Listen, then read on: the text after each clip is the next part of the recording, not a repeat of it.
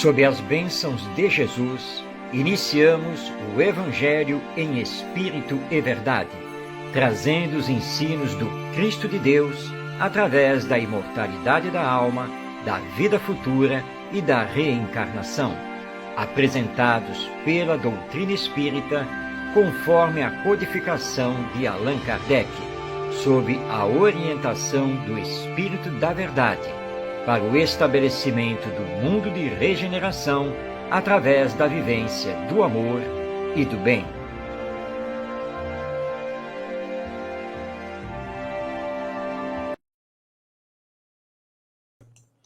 Olá, seja bem-vindo, seja bem-vinda. Iniciamos o Evangelho em Espírito e Verdade, trazendo a você o estudo do Evangelho através dos princípios que formam a doutrina espírita.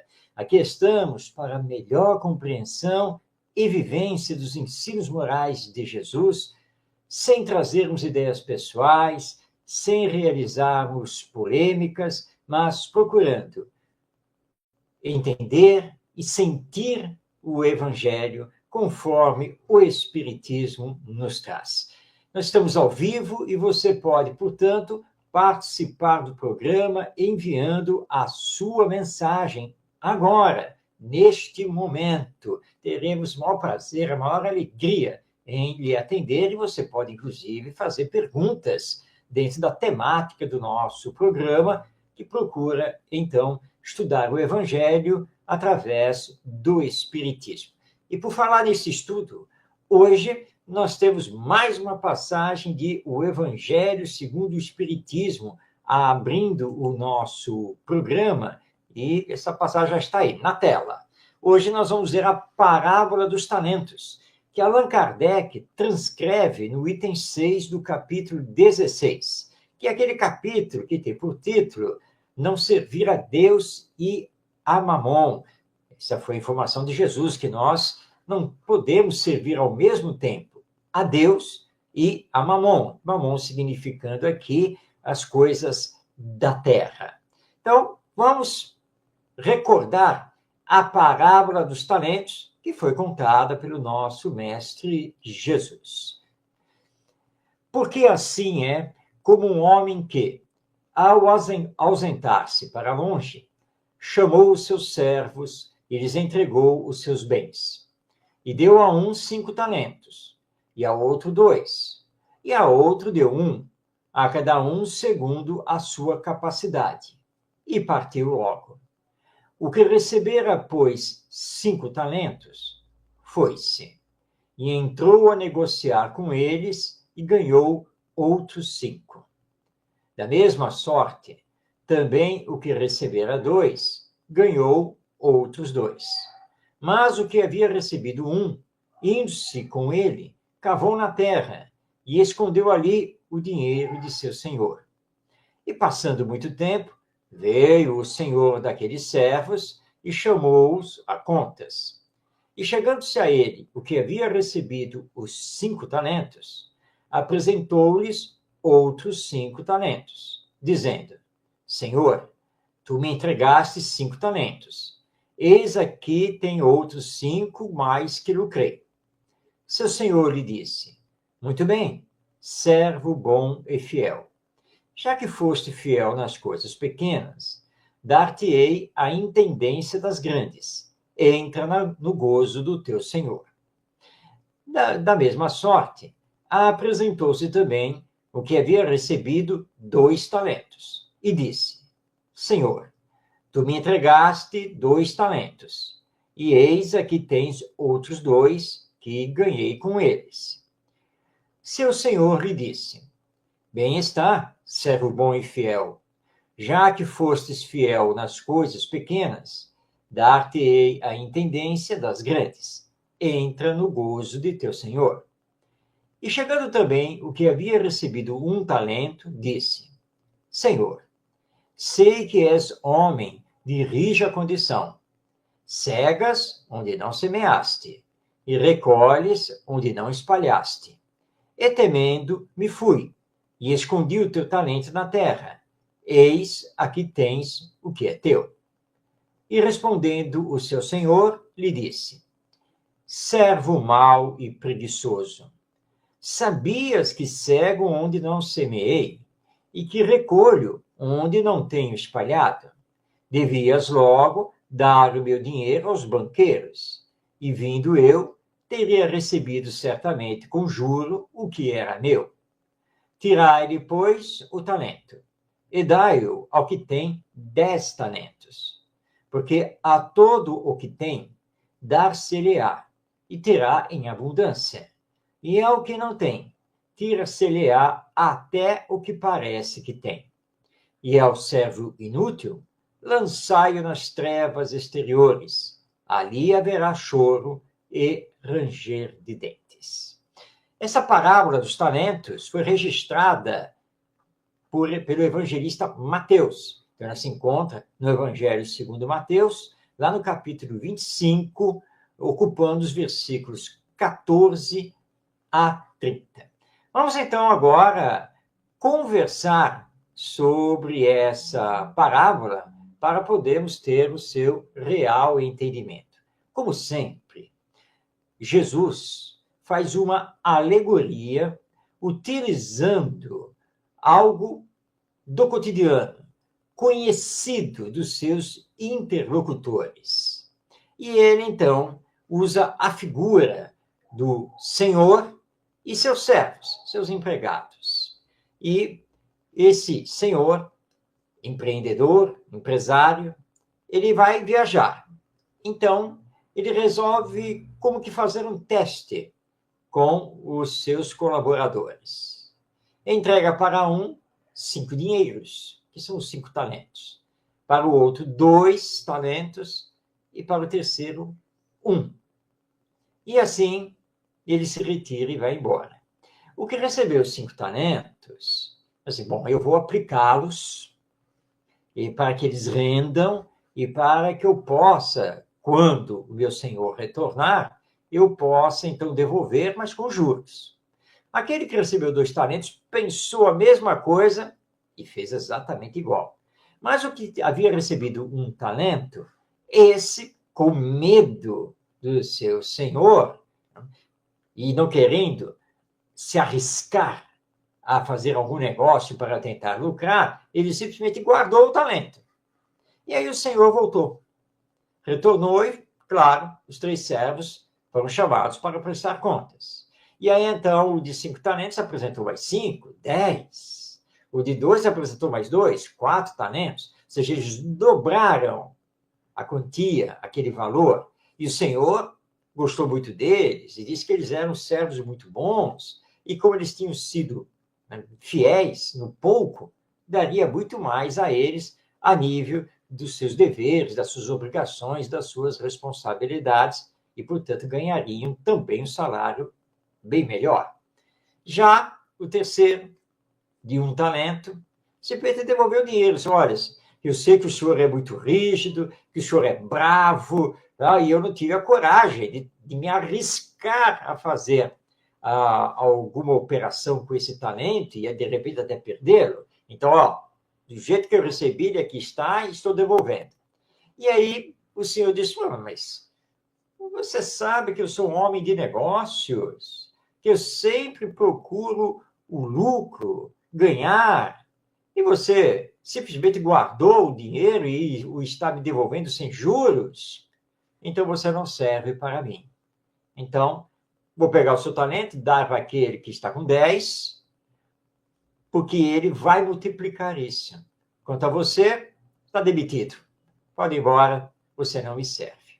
Isso é o resumo da parábola dos talentos. Isso com um olhar estritamente material sobre essa parábola.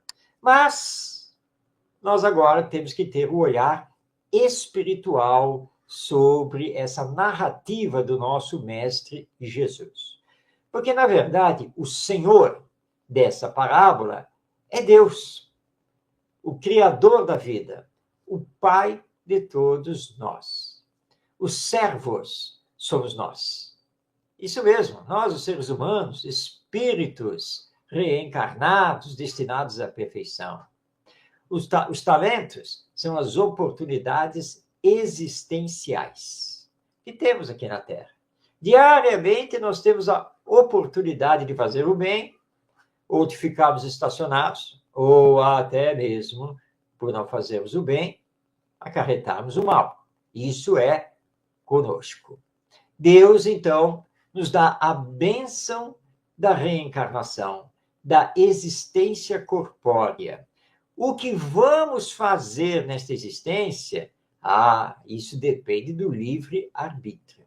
Sim, nós teremos alguma expiação, teremos provas pelas quais vamos passar, mas tudo isso pode ser agravado ou atenuado, dependendo do que fizermos com a nossa autonomia, com a nossa liberdade de pensar, de escolher e de agir.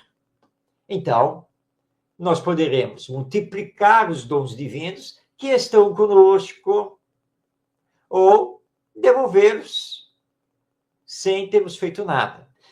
Quando prestaremos contas? Quando desencarnarmos. Quando retornarmos ao mundo espiritual, aí teremos que prestar contas perante Deus. Isso acontece através do funcionamento automático da justiça divina, que é perfeita. Então, se soubermos ser úteis aqui na Terra, se soubermos fazer o bem, orar pelo próximo, perdoar as ofensas, nos movimentarmos no campo da caridade, vamos multiplicar os nossos talentos. Ou seja, vamos desenvolver ainda mais o nosso potencial divino, rumo à perfeição, ao estado de espírito puro. Alguns vão conseguir progredir bem. É aquele que recebeu os 5 talentos e os multiplicou. Outros também vão progredir, mas não tanto. Isso é representado pelo servo que recebeu os 2 talentos, mas que também conseguiu multiplicá-los. E outros ficarão estacionados, porque ninguém regride. É aquele servo de 1 talento e que não o multiplicou. Perdeu a oportunidade reencarnatória de melhor se desenvolver, de progredir. Porque todos nós reencarnamos para dar continuidade ao progresso. Reencarnamos sempre para progredir.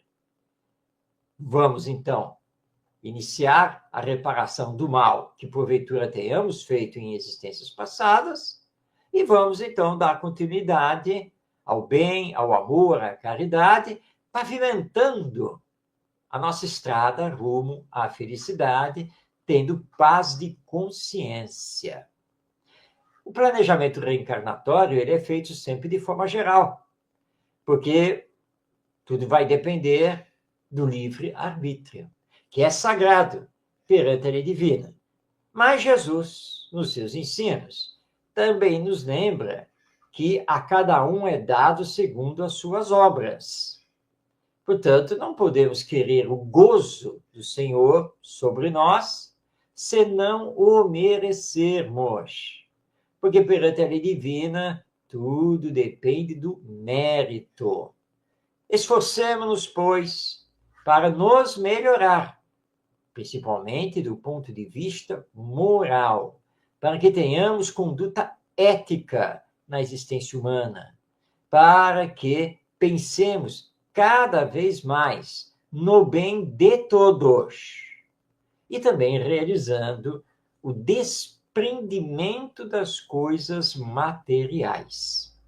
É isso que nós temos que fazer e é isso que representa a parábola dos talentos, que foi narrada por Jesus, contada aqui por Mateus, e que está, então, no item 8 do capítulo 16, no item 6, desculpe, do capítulo 16, de O Evangelho segundo o Espiritismo. Viver no mundo, sim, mas sem ficar preso ao mundo.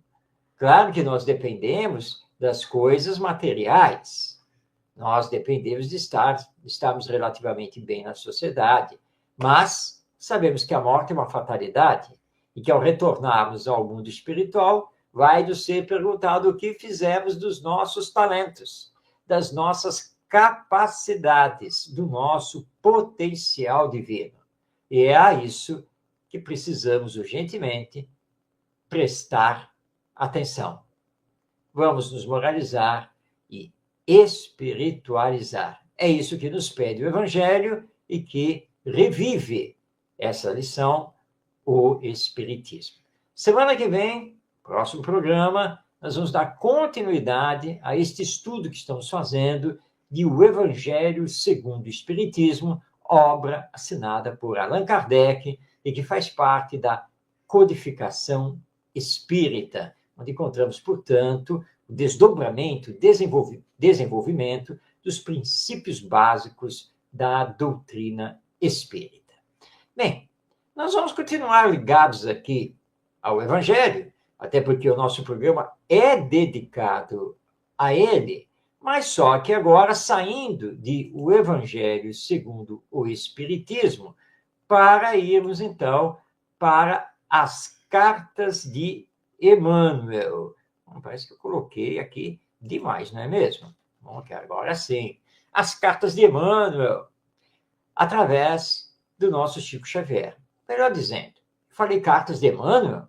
Não. Comentários de Emmanuel sobre as cartas de Paulo de Tarso. Essas cartas também são chamadas de epístolas, mas tanto faz. Podemos chamar de epístolas ou cartas de Paulo de Tarso e que estão publicadas no Novo Testamento. E o que o benfeitor espiritual Emmanuel se debruçou e escreveu maravilhosos textos explicativos à luz da doutrina espírita das palavras de Paulo de Tarso.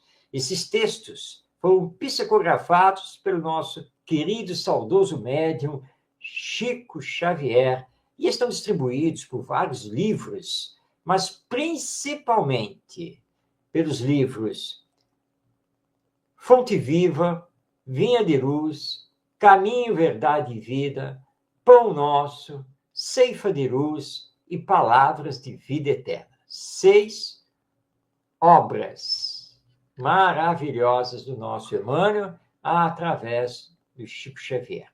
Hoje, Emmanuel vai comentar o versículo 19 do capítulo 11 da primeira carta de Paulo aos Coríntios, ou seja, aqueles que formavam a comunidade cristã da cidade de Corinto, na Grécia. Nesse versículo, está aí dizendo-nos Paulo de Tarso: e até importa que haja entre vós heresias, para que os que são sinceros se manifestem entre vós. Como assim? Paulo está dizendo que na comunidade cristã até precisa ter heresia? O que está querendo dizer com isso?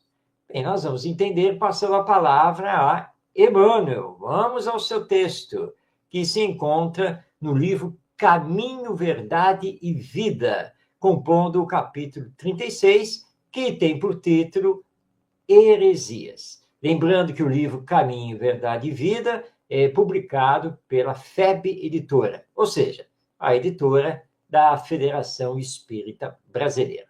Vamos então à leitura do texto de Emmanuel. Recebamos os hereges com simpatia. Falem livremente os materialistas. Ninguém se insurja contra os que duvidam, que os descrentes possuam tribunais e vozes. Isso é justo.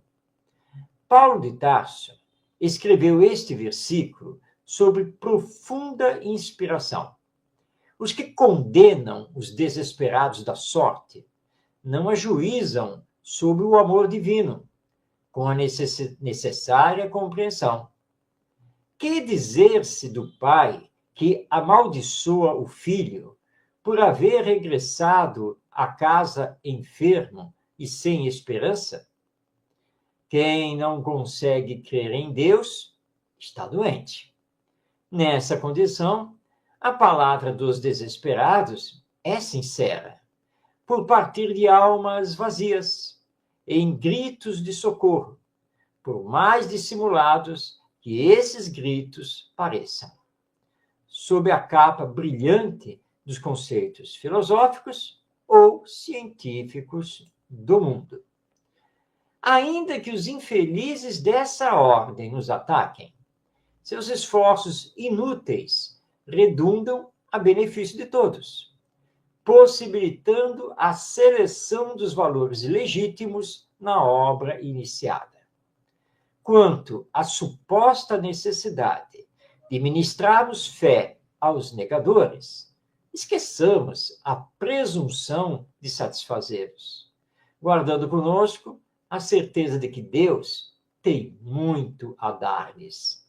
Recebamos-los como irmãos e estejamos convictos de que o Pai fará o resto. Bem, aí está, então, o texto do nosso Emmanuel para os nossos comentários, para a nossa compreensão. Emmanuel está querendo nos dizer que na comunidade espírita, que é também uma comunidade cristã, temos que estar abertos para receber toda e qualquer pessoa, não importa quem seja. E isso vale também quando estamos fazendo uma live pela internet. A participação de qualquer pessoa é muito bem-vinda, mesmo que essa pessoa não concorde com as ideias espíritas, mesmo que essa pessoa faça até mesmo alguma pergunta capciosa, não importa, porque nós vamos aproveitar a sua participação para esclarecer, para melhor explicar o pensamento espírita. Então, não há problema nenhum de que alguém faça uma pergunta que possa parecer uma incongruência, possa parecer algo esdrúxulo, trazendo, inclusive, um pensamento científico, filosófico ou religioso, até mesmo contrário ao que explica e defende o Espiritismo. Porque é, então, a oportunidade que vamos ter para melhor esclarecer e fazer compreender os princípios que formam o Espiritismo e como, através do Espiritismo, nós entendemos este e aquele tema, conforme a fala da pessoa. E temos que lembrar que muitas pessoas que adentram ao centro espírita via reunião pública normalmente são leigas. Então é normal que, na sequência, ela queira estudar o Espiritismo, adentre ao grupo de estudo da doutrina espírita e faça perguntas que são até pueris, ou realize indagações com base em outros pensamentos, às vezes até mesmo materialistas. Mas isso é normal, porque ela não conhece. E ela está jogando ali os seus valores. E poderá até defender um pensamento contrário ao próprio Espiritismo. Mas isso faz parte do grupo de estudo. É justamente assim que nós vamos poder fazer uma boa interação e teremos, vamos repetir isso, a oportunidade de esclarecer. Agora, se percebemos que a pessoa só quer tumultuar, se a pessoa só quer polemizar por polemizar, e que ela não está ali para mudar as suas ideias, os seus pontos de vista, vamos aplicar então outro ensino de Jesus. E não devemos jogar pérolas aos porcos. E aí então não percamos tempo. Vamos dar o esclarecimento, mas vamos controlar, então, essa participação, até porque os outros também merecem o seu espaço de participação. E Aquele que se incomodar com isso, que na verdade não está a fim de mudar os seus pensamentos, seus valores, suas ideias, seu comportamento, não nos preocupemos com essa pessoa, como nos diz Emmanuel, porque Deus o atenderá. Deixemos que ele siga o seu caminho, mantendo-nos doutrinariamente firmes, sem abrir mão do pensamento genuíno e legítimo do Espiritismo. É isso que nós temos que fazer e não nos deixando levar por ideologias, por radicalismos, por pensamentos materialistas, mesmo que estejam estribados em algo científico. Porque o nosso pensamento, como espíritas, é espiritualista, levando em consideração a existência de Deus, a alma imortal, a reencarnação, a vida futura, a continuidade, depois da morte, e temos que estar firmes em relação a isso. Por isso, Paulo fala aos coríntios, não se preocupem com as heresias, ou seja, com as falas fora do evangelho. Elas têm a sua utilidade, que esses se manifestem, porque será realmente o momento de congregar todos no verdadeiro pensamento cristão. Então, no centro espírita, no grupo de estudo online, na palestra online, que será interativa, não há problema que alguém pense diferente e manifeste esse seu pensamento. Nós vamos lidar com ele com tranquilidade e vamos procurar esclarecer e dizer, bem, só que, à luz do Espiritismo, o entendimento, em verdade, e aí nós vamos simplesmente explicar. E procurando não polemizar, mas respeitando. Porque todos temos o direito de pensar, e de pensar diferente. E nem todos estão preparados para compreender o pensamento espírita. Então, fiquemos tranquilos se de vez em quando tivermos intervenções fora da doutrina espírita. Mas vamos, então, trazer o assunto na ótica do espiritismo. E aí, se a pessoa tiver boa vontade, ela vai, então, compreender, ela vai, pelo menos, pensar melhor sobre o entendimento do Espiritismo. Então, é isso que Paulo está nos colocando e que o nosso Emmanuel, no livro Caminho e Verdade e Vida, lá no capítulo 36, está também nos colocando. E é importante que possamos, de fato, entender bem isso.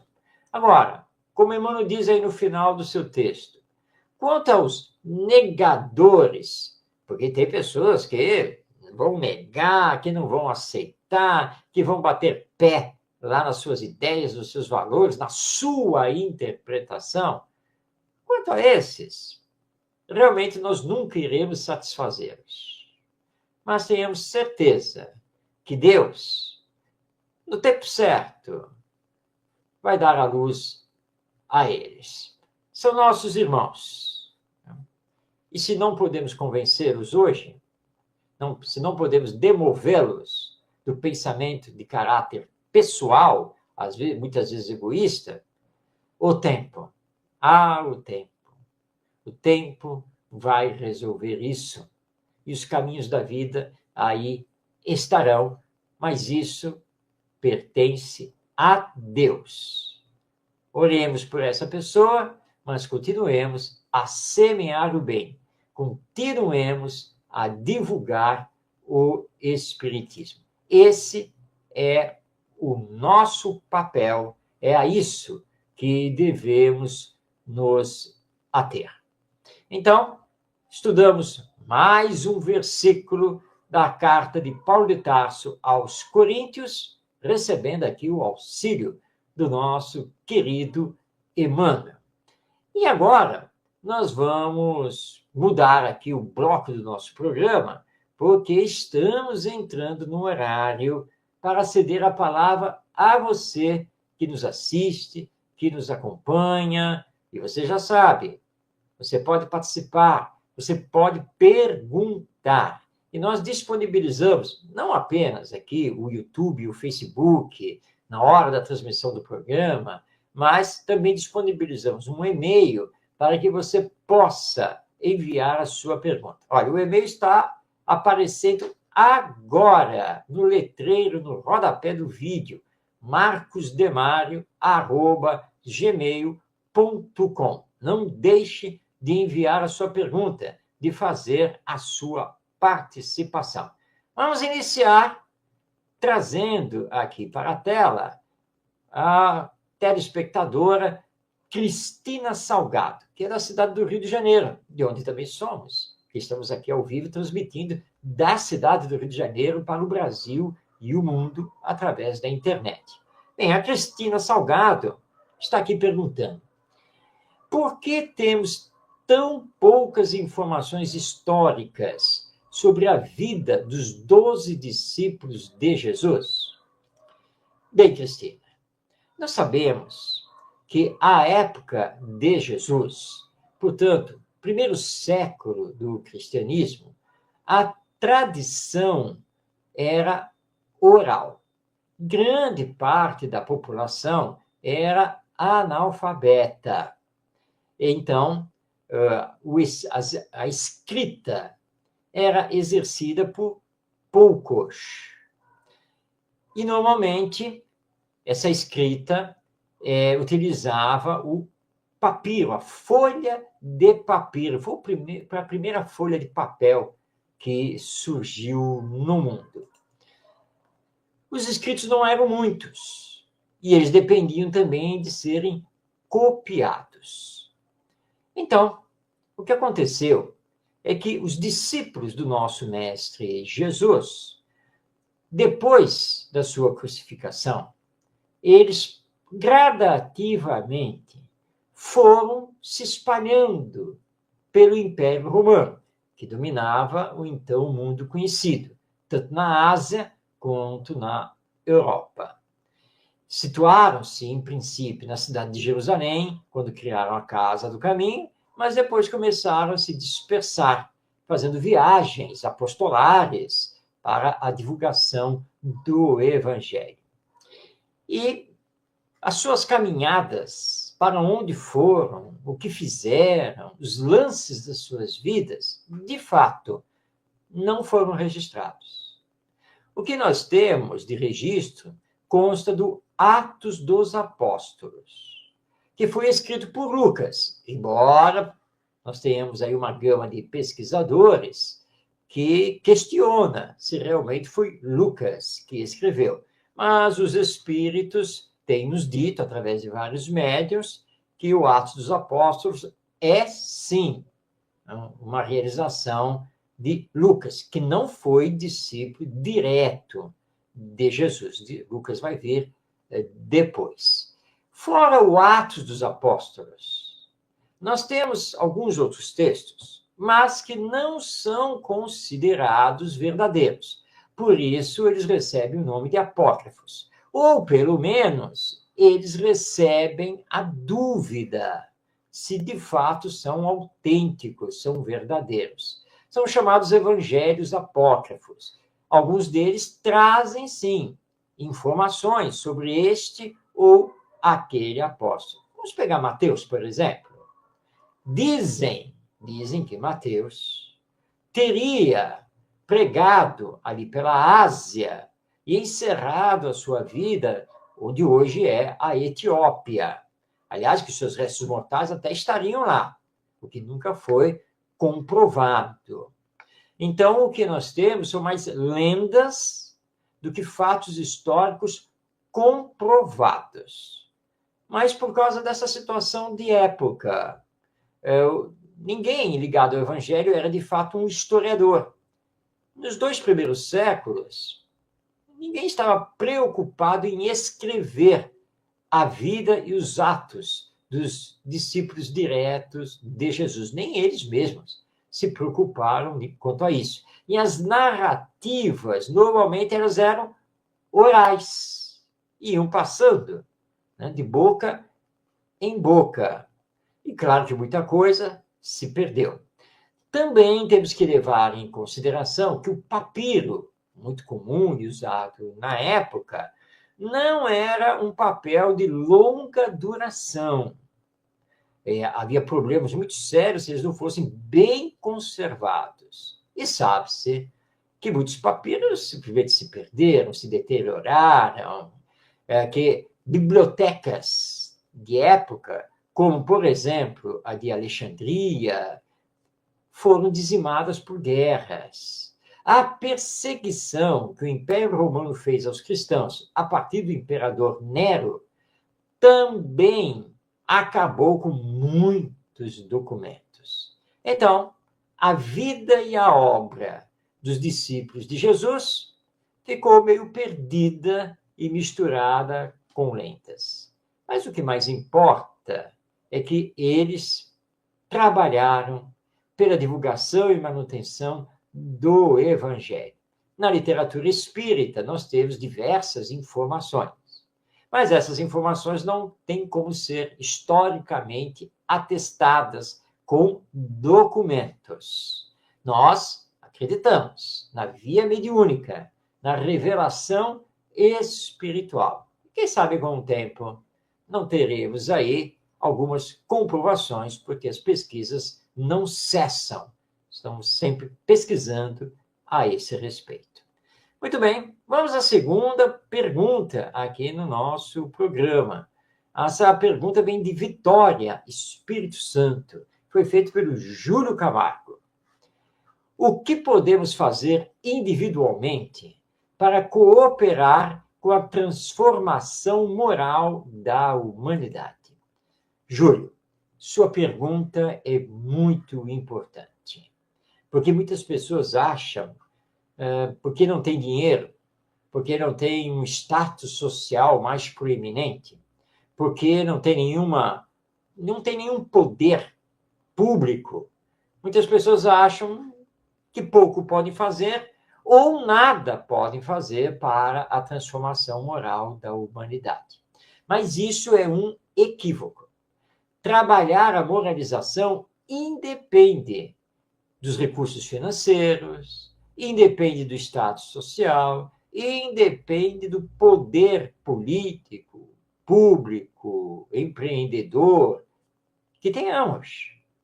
Se cada um fizer a sua parte, com certeza nós lograremos a conquista da transformação moral da humanidade em tempo muito mais curto do que podemos imaginar. Isso está de acordo com aquela história do incêndio na floresta. Você provavelmente já conhece essa história, mas nós vamos narrá-la porque ela ilustra muito bem o nosso papel individual no mundo. Então, nós temos aí uma floresta. É um tempo de seca. E uma fagulha, um descuido, um raio, pronto, e o incêndio iniciou. E o incêndio começou a devastar a floresta. E a bicharada começou a fugir, correndo para lá e para cá para se distanciar do incêndio florestal. E aí, então, um passarinho, somente ele começou a ir lá numa fonte de água, pegava lá uma gota da água com o seu bico, voava sobre o incêndio na floresta e largava aquela gota de água. E assim ele está indo e vindo da fonte com aquela gota de água. Um outro animal viu e disse: "Ô, meu pássaro, por favor, pare com isso. Você acha que com uma simples gota de água, indo e vindo, que você vai conseguir apagar esse incêndio?" E o pássaro então respondeu: "Claro que eu sei que eu não vou conseguir apagar um incêndio. A minha gota de água é quase um nada em relação ao incêndio da floresta. Mas, se todos os animais fizesse o que eu estou fazendo, apagaríamos o incêndio. Então, ele deu o exemplo e estava fazendo a sua parte, convidando os demais animais a fazerem a sua parte. E se todos fizessem, não seria uma gota de água que estaria sendo lançada sobre o incêndio, seria um aguaceiro, um aluvião de água. E isso apagaria o incêndio na floresta. A moralização da humanidade, ela depende da moralização dos indivíduos. Então, se eu iniciar a minha transformação moral através do meu exemplo, eu arrastarei outras pessoas para fazerem também a sua transformação moral. Então, começa com uma pessoa, passa para 2, 3, 5, 10. Porque uma vai contagiando a outra, vai mostrando para a outra. Vamos todos começando a compreender o quanto é bom realizar a transformação moral. E daqui a pouco são 100. E daqui a pouco 1000. E assim por diante. Portanto, estamos aqui na Terra para fazer a nossa parte. Nos melhorando. Tentando viver mais de acordo com a ética. Procurando conviver somente fazendo o bem. Colocando em prática um ensino importantíssimo de Jesus, que devemos fazer aos outros somente o que desejamos que os outros nos façam. Então, Júlio, você que está aí nos assistindo, faça a sua parte. Comece no seu lar, não discutindo, não levantando a voz, não brigando, cooperando. Passe isso para o relacionamento com a vizinhança, com a comunidade. Você utiliza o transporte público, então seja fraterno, seja solidário, deseje paz aos outros. Seja um bom colega no ambiente profissional de trabalho. É isso que nós temos que fazer. É isso que o Evangelho nos ensina. E, portanto, é o caminho. Podemos fazer muito individualmente, sim, para a transformação moral da humanidade. Essa transformação moral do coletivo pode levar tempo, mas esse tempo pode ser acelerado por nós, se nos unirmos na nossa transformação moral, para então sermos influenciadores do bem, influenciadores morais para a humanidade. Assim nós tivemos as 2 perguntas que reservamos para o programa de hoje e estamos aguardando a sua participação. Envie a sua pergunta. Mas agora está na hora de passarmos a palavra para José Herculano Pires, esse nosso querido companheiro lá de São Paulo, capital, que retornou à pátria espiritual no ano de 1979, mas nos legou uma literatura imensa, mais de 40 livros e áudios maravilhosos do programa No Limiar do Amanhã, que ele manteve na Rádio Mulher entre os anos de 1970 e 1974. Estamos trazendo os áudios referentes aos comentários, às explicações de Herculano Pires sobre passagens do Evangelho. E hoje, portanto, temos mais um áudio. Vamos ouvir com atenção, vamos pensar com profundidade e nos deixarmos sensibilizar pela palavra de José Herculano Pires, que, no dizer de Chico Xavier, foi o metro que melhor mediu Kardec. Vamos, então, passar a palavra a ele, nosso Herculano Pires. Cristo em espírito e verdade, não segundo a letra que mata, mas segundo o espírito que vivifica. Abrindo o Evangelho ao acaso, encontramos no Evangelho de João, no capítulo 1, do versículo 1 ao 5, a seguinte passagem. No princípio era o Verbo, e o Verbo estava com Deus, e o Verbo era Deus. Ele estava no princípio com Deus. Tudo foi feito por ele, e nada do que tem sido feito foi feito sem ele. Nele estava a vida, e a vida era a luz dos homens. A luz resplandece nas trevas, e contra ela as trevas não prevaleceram. O verbo, como nós sabemos, é o logos. É uma expressão que nos vem dos gregos. O logos é a razão divina. A razão divina que estava com Deus. Esta razão manifestou-se na terra. Com isto, João procura nos fazer compreender que o verbo que estava com Deus era Jesus, era o Cristo, porque era ele o que viria interpretar a razão divina de Deus perante os homens na terra. Ele trazia, portanto, a mensagem superior, a mensagem divina para os corações e as consciências humanas.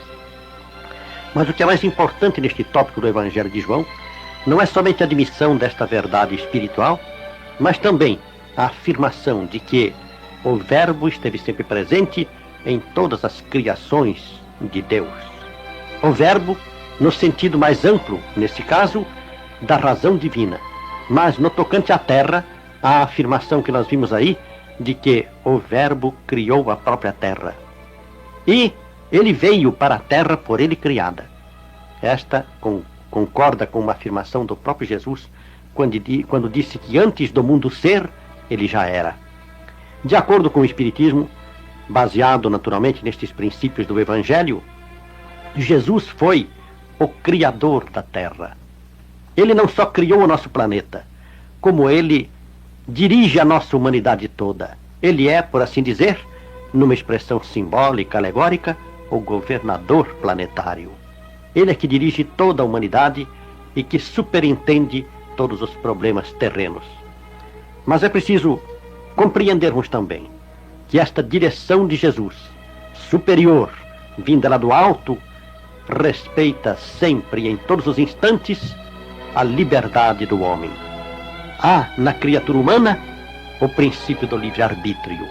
O Verbo ilumina o livre-arbítrio, ilumina a mente do homem para que ele possa transmitir a sua iluminação às suas ações. E estas ações, que são decididas pelo seu livre-arbítrio, devem, portanto, ser iluminadas pelo Verbo. Esta presença permanente de Jesus na Terra, não apenas distante da Terra, mas nela, integrando-se na nossa própria vida, através da iluminação que transmite às nossas mentes e aos nossos atos, é que configura a presença da luz entre os homens, luz que nem todos aceitam, que nem todos compreendem, mas que termina prevalecendo sobre as trevas do mundo.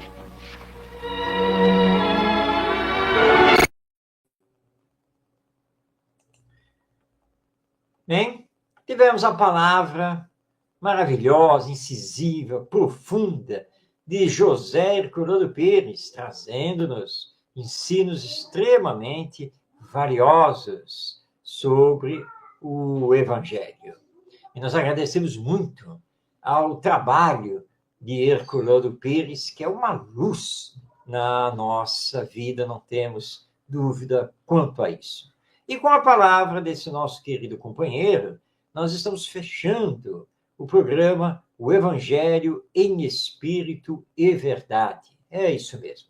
Estamos chegando ao final. Mas antes, queremos então esclarecer que vamos ao ar toda quinta-feira, às 5 da tarde, pela web rádio Cristo Consolador. E nós sabemos que muitas pessoas não podem nos acompanhar ao vivo. Por isso, o vídeo do programa fica disponível no YouTube.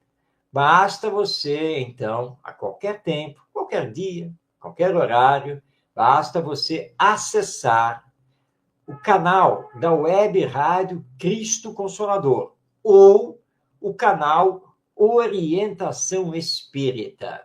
Você vai localizar ali na aba do canal, a aba Playlists. Abre essa aba e aí você depois localiza a playlist com o nome do programa, o Evangelho em Espírito e Verdade. E assim você poderá assistir este programa e os demais, porque todos ficam disponíveis nesses canais no YouTube. E você poderá também enviar um comentário fazendo a sua participação. Bem, chegamos ao final do Evangelho em Espírito e Verdade. Muito obrigado pela sua companhia. Jesus lhe abençoe. Paz em sua vida. Um grande abraço e até nosso próximo encontro semana que vem.